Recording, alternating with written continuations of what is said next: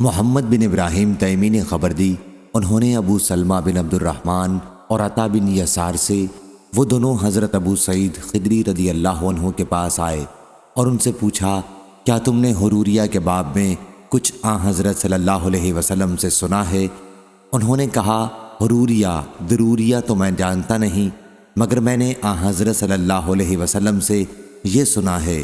آپ فرماتے تھے اس امت میں، اور یوں نہیں فرمایا اس امت میں سے کچھ لوگ ایسے پیدا ہوں گے کہ تم اپنی نماز کو ان کی نماز کے سامنے حقیر جانو گے، اور قرآن کی تلاوت بھی کریں گے مگر قرآن ان کے حلقوں سے نیچے نہیں اترے گا، وہ دین سے اس طرح نکل جائیں گے جیسے تیر جانور میں سے پار نکل جاتا ہے،